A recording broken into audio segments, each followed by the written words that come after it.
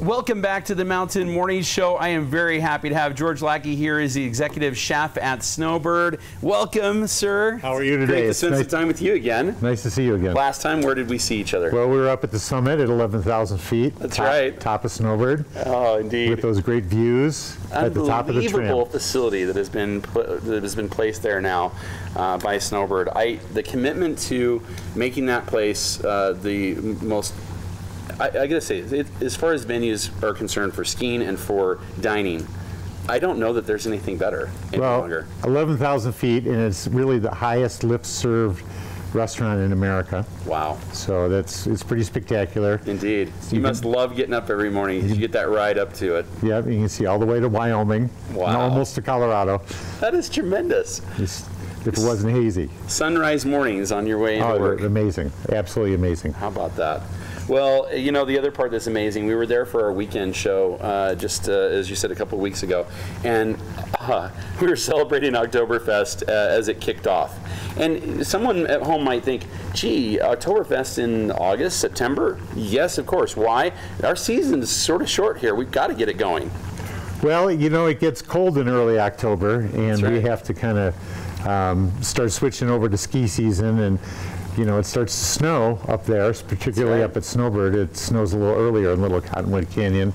So Oktoberfest has to probably end earlier than we would all like it to. Indeed, but it'll take us right to ski season, which is what I think is exciting. It gets us right there. The snow starts falling. That's when we start looking towards putting those sticks on our feet, or the big stick, if you will, and getting out on the mountain. But anytime you do that, you got to eat well. That's for sure. Well, you need energy, you need calories, and you need to put that stuff in your belly. So, indeed, hearty food is the way we go up there. Yeah, I'm big on if I'm going to eat something, I'm not eating a sandwich. I just want something warm. So you're cooking up some stuff right now that is definitely going to get that belly warm, get you ready to get out there on the mountain and celebrate Oktoberfest with a hike or a bike ride, and then as we get into ski season, boy, the food will be terrific for that as well. Absolutely. So over here we have our traditional bratwurst and our smoked bratwurst, and you can see it, we have it on a plate.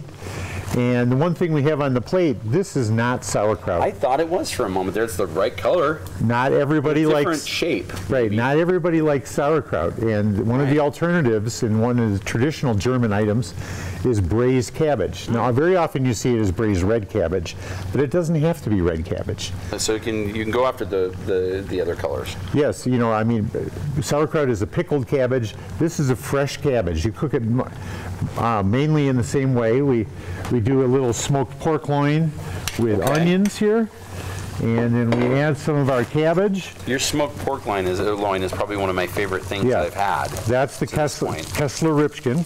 Oh, it's unreal. And then when you add this in to get the flavor, I usually like to season it with some thyme, caraway.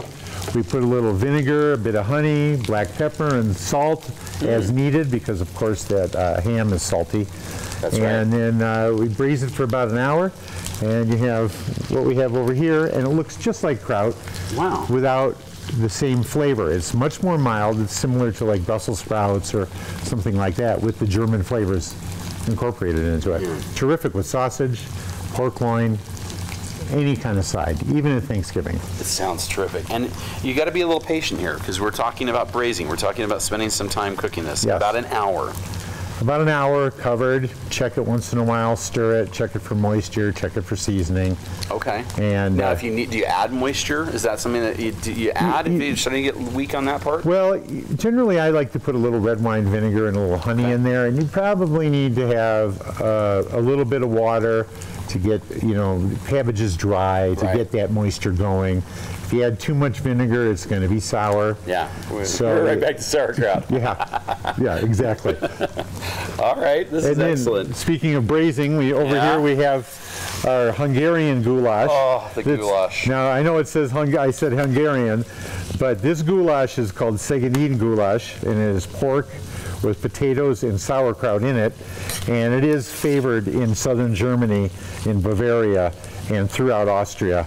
And in that, Wow, looks tremendous. So it's a little bit unique. A lot of times you see beef goulash with all the vegetables. It looks like, you know, basically American beef stew. Yeah, exactly. With the German paprika caraway flavors. Yeah, we start adding carrots and weird things, and it starts to look like everything else. Well, that's called Viennese goulash. Right. Wiener Saft goulash. But this I like this. This originated in Hungary, and we like to have a little sour cream on it. Oh, you might even want to have a little bite of this, if you'd like. Can I? That oh, would be absolutely. Oh, I've got to try that. Get some sour cream in there. Yeah, for sure. And it's that combination of that the big spoon of the sauerkraut and the pork makes it rather unique. Good. Enough to go after a second bite.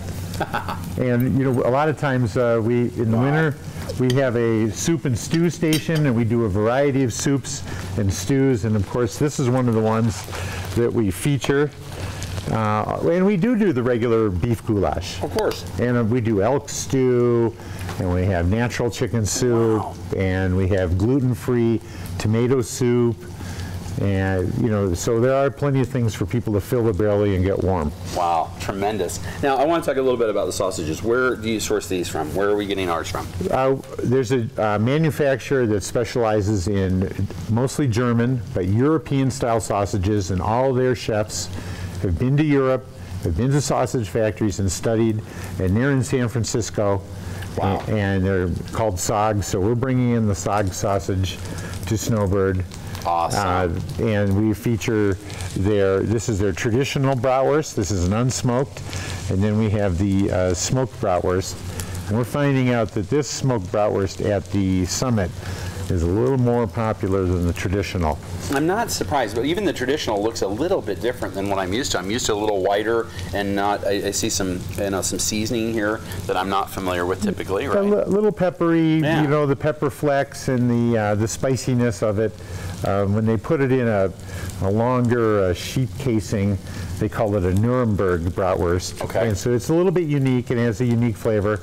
And I think it's terrific, and my 15-year-old daughter loves them. That's what, hey, you know what? If the kids like them, you know you've done well. This looks, I mean, I look at this and think immediately of being in Germany again. And as you guys celebrate Oktoberfest, there are so many other choices, including the pastries, the baked items. Oh my goodness, I have to say, it's almost, I started with dessert first last time I was there. Let's just be honest. Well, Anna, our pastry chef, has been doing Oktoberfest for many years, and the dessert tent is super popular this year. Right. And she does the Belgian Liege waffles, which is a yeast-raised waffle, and I'm sure she's going to be here tomorrow to tell you all about that. Hardly wait. Yeah, we're doing savory today, and tomorrow we're doing sweet. So she's going to join us, and we'll get another taste of the fun and awesome foods of Snowbird as you guys celebrate Oktoberfest. Of course, it's every weekend from now until the second weekend in October. Okay. So we always end Oktoberfest on the Sunday before Columbus Day. That makes it easy to remember. That's right.